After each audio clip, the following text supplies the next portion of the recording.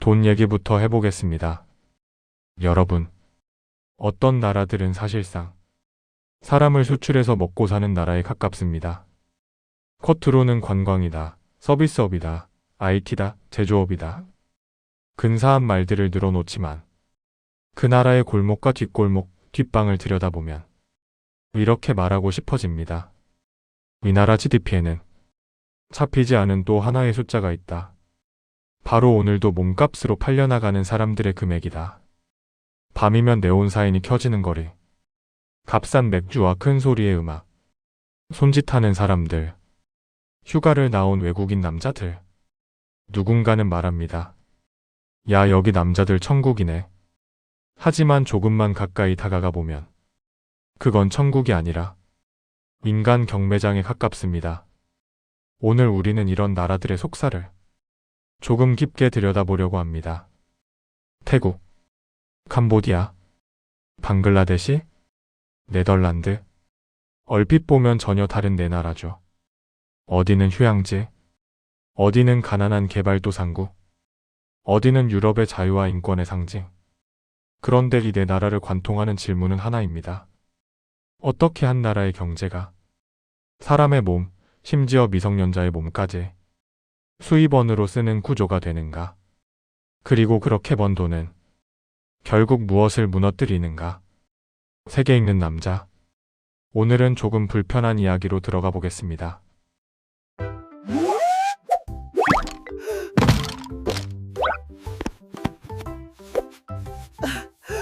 먼저 태국부터 가보겠습니다. 여러분이 태국을 떠올리면 뭐가 제일 먼저 떠오르시나요? 저렴한 물가?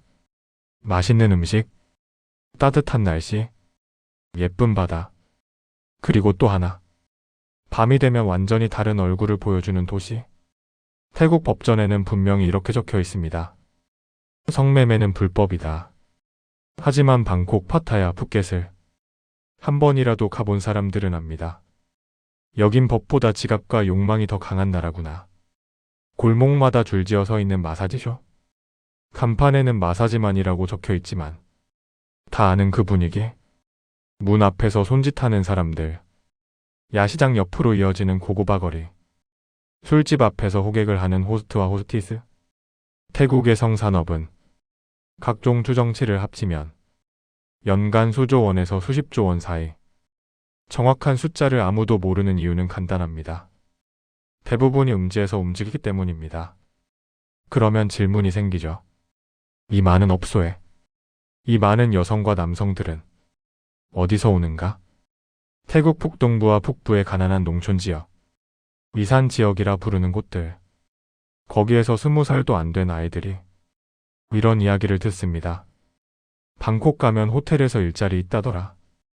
푸켓 가면 한 달에 한국 돈으로 몇십만 원은 번다더라. 농사로는 도저히 그 돈을 벌 수 없습니다. 부모님 병원비, 동생 학비, 집에 쌓인 비. 그러니 도시로 올라갈 수밖에 없습니다.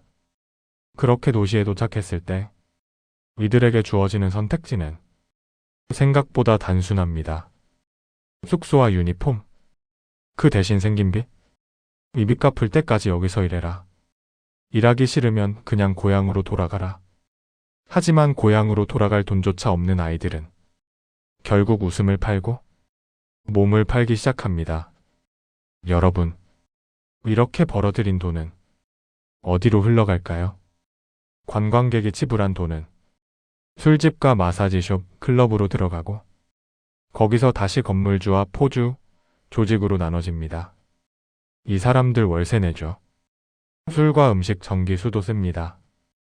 관광객은 호텔에 묵고 택시와 툭툭을 타고 식당에서 돈을 씁니다. 겉으로 보이는 것은 관광 수입 서비스업 성장입니다. 엑셀에서는 숫자가 예쁘게 오릅니다. 그래프상으로는 성장입니다. 태국 정부 입장에서도 관광 산업은 나라를 떠받치는 핵심 먹거리입니다. 그래서 공식적으로는 우리는 성관광 국가 아니다라고 말하면서도 실제로는 이 산업을 완전히 잘라내기가 거의 불가능한 구조가 된 겁니다. 문제는 이 네온사인 아래 서 있는 개개인의 인생입니다. 이들이 겪는 우울감, 폭력, 성병과 건강 문제, 가족들과의 관계 단절. 이건 GDP에 적히지 않습니다.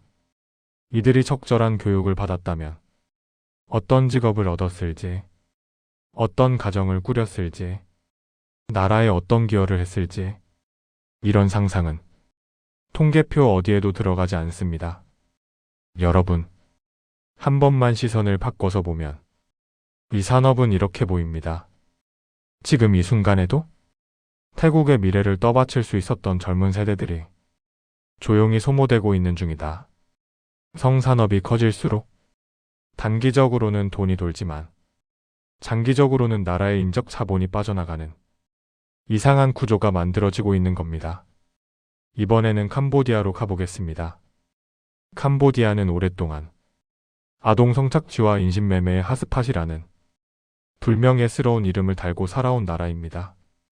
대표적인 관광지인 시엠립, 유명 사원과 유적지 주변에는 기념품 가게와 식당, 호텔이 줄지어서 있고 그 뒤 골목에는 늘 비슷한 풍경이 펼쳐집니다. 싸구려 술집, 낡은 간판의 마사지쇼, 좁은 계단을 따라 올라가는 모텔. 거기에 서 있는 사람들의 출신을 따라가 보면 대부분 시골 마을, 학교를 제대로 다녀보지 못한 아이들, 집에 당장 쌀이 떨어진 가정. 어느 날 마을에 브로커가 나타나서 말합니다. 도시로 나가면 돈 벌 수 있다. 식당에서 서빙하면 한 달에 이만큼 준다. 부모 입장에서는 거절하기가 쉽지 않습니다. 부모의 선택, 아이의 선택, 그리고 가난이 강요하는 선택. 도시에 도착해서야 알게 되는 경우가 많습니다. 실제 일자리는 관광객 상대 유흥업, 밤일. 그 외에 다른 선택지는 거의 없다. 여기까지만 해도 충분히 심각한 문제인데 캄보디아는 여기서 한 단계 더 내려갔습니다. 성매매를 제대로 단속하지 못하고 인신매매를 뿌리 뽑지 못하는 사이에 또 하나의 괴물이 자라났습니다. 바로 온라인 사기와 노예 캠프 산업입니다. 최근 몇 년 사이 캄보디아와 주변 국가에서는 이런 구인 광고가 돌았습니다. 중국계 회사 콜센터 모집 고액 연봉, 해외 투자 컨설팅 회사 상담원, 숙식 제공. 듣기에는 나쁘지 않아 보입니다. 영어 조금 하고 컴퓨터만 다룰 줄 알면 월급도 꽤 준다니까요.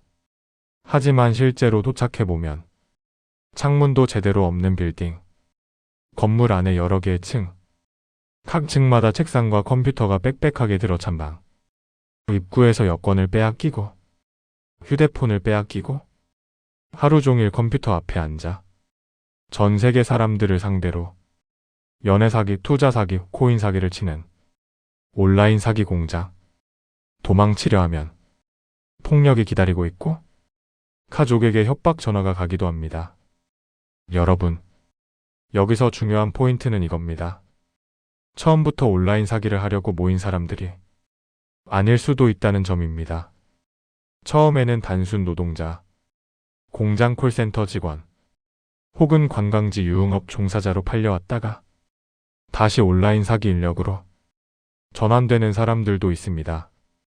한 번 사람을 돈 버는 도구로 보기 시작하자 성매매에서 온라인 사기로, 그리고 강제 노동으로 이어지는 수익 사슬이 완성된 겁니다. 캄보디아 입장에서 보면 모순은 더 커집니다. 겉으로는 우리는 인신매매와 사기와 싸운다고 말합니다. 하지만 이 산업에서 움직이는 돈이 너무 크다 보니 정치권과 공권력이 어느 선 이상으로 들어가지 못하는 경우도 생깁니다. 국가가 착취 산업에 중독되어 가는 모양새입니다. 이렇게 되면 외국 기업은 어떻게 볼까요? 법이 제대로 작동하지 않고 사람을 함부로 다루는 나라라고 평가합니다. 장기 투자, 공장 설립, 고급 서비스업 투자, 이런 것들은 점점 멀어질 수밖에 없습니다. 캄보디아 청년들 입장에서는 어떨까요? 학교를 열심히 다녀도 제대로 된 일자리가 별로 없습니다. 눈앞에 보이는 건 브로커와 포주, 온라인 사기 업체, 카지노와 유흥업. 잘못된 길로 가더라도 당장 돈이 되는 쪽으로 끌려갈 수밖에 없는 구조가 됩니다. 한 나라의 미래를 떠받칠 인적 자본이 통째로 썩어 들어가는 과정. 그것이 바로 이런 착취 산업이 만들어내는 현실입니다. 이번에는 몸이 실제로 어떻게 이동하는지 조금 더 구체적으로 보겠습니다. 무대는 방글라데시와 인도 사이 국경입니다. 지도에 선 하나를 그어 놓았을 뿐인데 이 선을 넘는 순간 어떤 소녀는 그냥 사람에서 상품이 됩니다. 방글라데시의 최빈곤 지역. 비가 오면 집 안까지 물이 차오르는 판잣집. 한 방에 온 가족이 모여 사는 집? 그런 집에서 이런 이야기가 나옵니다. 이 아이를 인도로 보내면 한 달에 이만큼 번다더라. 한 집에서 가정부로 일하면 밥도 주고 옷도 준대. 부모 입장에서는 딸을 보내는 것이 죄책감과 희망 사이에 있는 선택입니다. 이 아이가 여기서 굶어 죽느니 차라리 다른 나라에 가서 일을 하면서 돈을 버는 게 낫지 않을까. 하지만 그 뒤에는 항상 브로커가 있습니다. 정식 비자는 필요 없다고 말합니다. 이미 다 방법이 있다고 말합니다. 트럭 짐칸에 숨어서 작은 배를 타고 강을 건너서 산길과 초소 뒷길을 통해 국경을 넘습니다. 그리고 국경을 넘는 순간 이 아이의 이름은 사라집니다. 대신 이런 말이 붙습니다. 이번에 새로 들어온 애. 너 얼마에 넘길 건데? 뭄바이, 콜카타, 푸네, 인도의 대도시 홍등가와 뒷골목 지하방. 거기에 이 아이들이 배치됩니다. 처음에는 상황을 이해하지 못합니다. 이게 내가 하게 될 일인지 몰랐다고 말해도 이미 돌이키기엔 늦었습니다. 빛이 있다는 말이 돌아옵니다. 국경을 넘는 데 든 비용, 중간에 먹고 자는 데 든 비용, 옷과 생활비까지 합치면 벌어야 하는 금액이 산더미 같다고 말합니다. 결국 살아남기 위해 몸을 팔기 시작합니다. 여러분, 방글라데시는 이렇게 해서 매년 수만 명의 젊은 여성과 소녀를 잃습니다. 표면적인 통계만 보면 실업률이 조금 내려가 보일 수도 있습니다. 하지만 실제로는 가장 소중한 자산을 한 줄로 세워서 국경 밖 노예시장에 넘기는 셈입니다. 미래의 엄마들, 미래의 노동자들, 교사와 간호사, 소규모 사업가가 될 수 있었던 사람들. 이 사람들이 통째로 사라지고 있는 겁니다. 그리고 이 과정에서 방글라데시가 치르는 비용은 단순히 인권이라는 단어로 끝나는 문제가 아닙니다. 장기 성장률, 출산율, 민족 차본, 이 세 가지가 동시에 천천히 깎여 나가고 있습니다. 이건 그냥 범죄 뉴스가 아니라 냉정한 경제 이야기이기도 합니다. 이제 유럽으로 가보겠습니다. 많은 분들이 사진으로 한 번쯤 보셨을 곳, 암스테르담 레드라이트 지구입니다. 밤이 되면 좁은 골목 양쪽에 붉은 조명이 켜지고 유리창 뒤에는 속이 비치는 옷을 입은 여성들이 서 있거나 앉아 있습니다. 관광객들은 맥주를 들고 그 사이를 구경하듯 걸어갑니다. 어떤 사람은 사진을 찍고 어떤 사람은 친구에게 이렇게 말합니다. 와, 진짜 자유롭다. 역시 유럽이다. 네덜란드는 성매매를 상당 부분 합법화한 나라입니다. 이 나라의 논리는 이랬습니다. 어차피 성매매는 사라지지 않는다. 그렇다면 음지에서 방치할 것이 아니라 양지로 끌어올려서 세금을 걷고 노동법으로 보호하고 경찰이 관리하는 편이 낫다. 이론만 보면 꽤 그럴듯하게 들립니다. 하지만 그 유리창 뒤에 있는 각 사람의 인생과 그 뒤에 놓인 계산서를 들여다보면 그렇게 간단한 문제가 아니라는 걸 알게 됩니다. 먼저 유리창 앞에 서기 위해 내야 하는 자리세가 있습니다. 방 하나를 하루 빌리는 데 드는 비용, 그 방을 관리하는 업주에게 들어가는 돈, 거기에 본국에서 왔을 때 이미지고 온 빚이 있습니다. 왕복 비행기값, 비자와 서류를 처리하는 과정에서 브로커에게 들어간 돈, 집에 있는 가족에게 매달 보내야 하는 송금도 있습니다. 이 모든 것을 합치면 겉으로는 자발적인 프리랜서 사업자처럼 보이지만 실제 안쪽에서는 빚과 빚을 돌려막는 구조가 됩니다. 그리고 그 뒤에는 항상 조직이 있습니다. 브로커, 마피아, 지역 폭력 조직, 합법이 된 순간 이 산업은 한탕 장사가 아니라 안정적인 현금 창출원이 됩니다. 건물주에게는 안정적인 임대료, 국가에게는 세금, 조직에게는 세탁된 현금 흐름. 그 사이에서 실제로 몸을 파는 당사자는 사업자 등록된 개인이라는 명함을 들고 있지만 실제로는 제일 아래 칸이 소모 가능한 부품이 되어버리는 경우가 많습니다. 암스테르담 주민들 입장에서는 다른 문제가 생깁니다. 밤마다 벌어지는 소음, 취객들, 술병 깨지는 소리, 거리에서 벌어지는 싸움, 도시 이미지는 자유와 관용의 상징과 마약과 매춘 관광지라는 이미지 사이에서 계속 흔들립니다.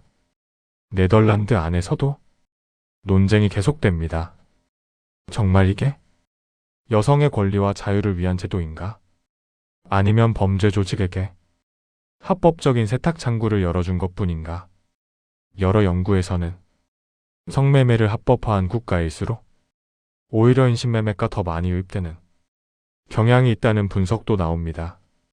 합법화는 깨끗한 성산업을 만들려는 시도였지만 현실에서는 겉모습만 정리된 채 그 안쪽에서는 더 교묘해진 착취 구조가 움직이고 있을 수도 있다는 겁니다. 자, 이제 네 나라의 공통점을 조금 더 천천히 정리해 보겠습니다. 첫 번째, 인적 자본이 통째로 손상됩니다. 성산업과 인신매매, 강제 노동의 최전선에 있는 사람들, 대부분 10대 후반에서 30대 초반입니다. 이 세대는 원래라면 학교에서 공부를 하고 직장에서 기술을 익히고 창업을 해보고 가정을 꾸리고 아이를 키우면서 한 나라의 미래를 떠받쳐야 할 세대입니다. 하지만 이들이 몸을 상품으로 쓰는 동안, 몸과 마음이 망가지는 동안 그 나라의 미래 생산성 그래프는 보이지 않는 곳에서 천천히 꺾입니다. 두 번째, 경제가 쉬운 돈에 중독됩니다. 성관광, 유흥업, 온라인 사기, 불법 토박. 이 산업들의 공통점은 가치를 만드는데 오랜 시간이 필요하지 않다는 겁니다. 연구 개발도 필요 없고 복잡한 인프라도 거창한 기술도 필요 없습니다. 사람만 데려와서 돌리면 당장 돈이 됩니다. 그래서 정부와 지역사회, 일부 시민들까지 이런 유혹에 빠지기 쉽습니다. 힘들게 공장 유치하느니 그냥 관광객만 많이 오면 되지. IT 산업 키우느라 고생할 필요 있나. 술집과 클럽, 카지노만 잘 돌아도 이 지역 경제 먹고 살 수 있다. 이렇게 생각하는 순간 그 도시는 고부가 가치 산업의 꿈을 조금씩 포기하는 길을 걷게 됩니다. 세 번째, 부패와 폭력이 제도 안으로 스며듭니다. 이 산업은 절대 깨끗하게 유지되지 않습니다. 업소 단속을 막기 위한 뇌물과 접대, 경찰에게 흘러가는 돈, 공무원에게 흘러가는 돈, 정치인에게 들어가는 후원금. 한번 이런 고리가 만들어지면 정치와 행정은 자기들이 키워놓은 이 산업이 언젠가 자기 목을 조를까봐 함부로 손을 대지 못합니다. 캄보디아와 태국 같은 나라들의 현실은 이 악순환의 교과서에 가깝습니다. 네 번째, 숨은 재정 비용이 눈덩이처럼 불어납니다.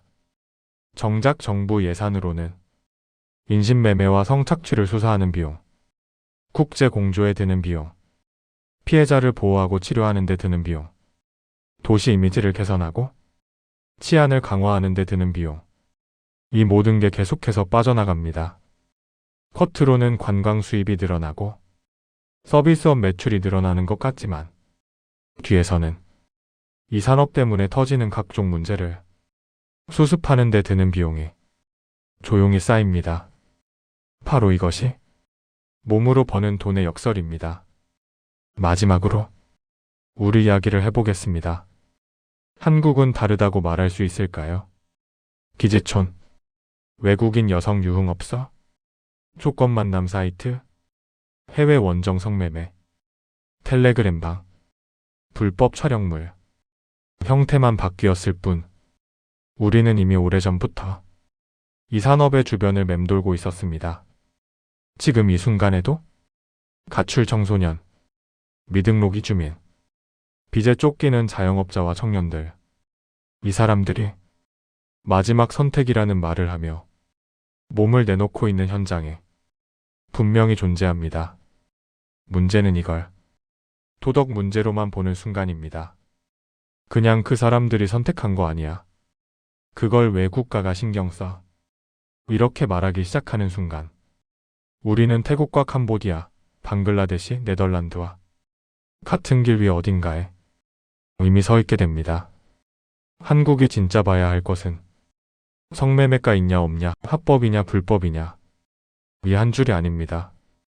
취약계층이 브로커에게 끌려 들어가기 전에 막아주는 안전망을 갖췄는지, 온라인으로 번진 성산업과 디지털 성범죄를 디지털 시대 방식으로 잡아낼 수 있는지, 그리고 돈이 되니까 그냥 눈 감자라는 유혹을 정치와 관료, 지역사회가 버틸 수 있는지 우리가 고민해야 하는 것은 이 세 가지입니다.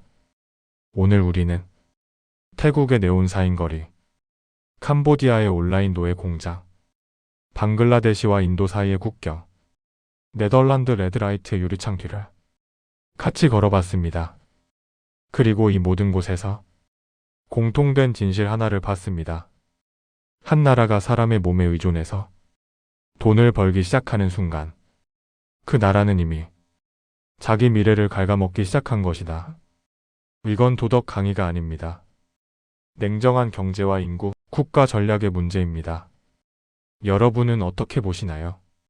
성매매를 강하게 금지하는 게 답일까요? 합법화해서 관리하는 게 나을까요? 아니면 구매자만 처벌하는 방식이 현실적인 대안일까요? 그리고 한국은 어떤 선택을 해야 한다고 생각하시는지 여러분의 생각을 댓글로 자유롭게 남겨주세요. 세계 곳곳에 이렇게 불편하지만 꼭 봐야 할 진실들을 계속 함께 들여다보고 싶으시다면 구독과 좋아요, 알림 설정 한 번씩 부탁드립니다. 세계 읽는 남자였습니다. 다음 이야기에서 뵙겠습니다.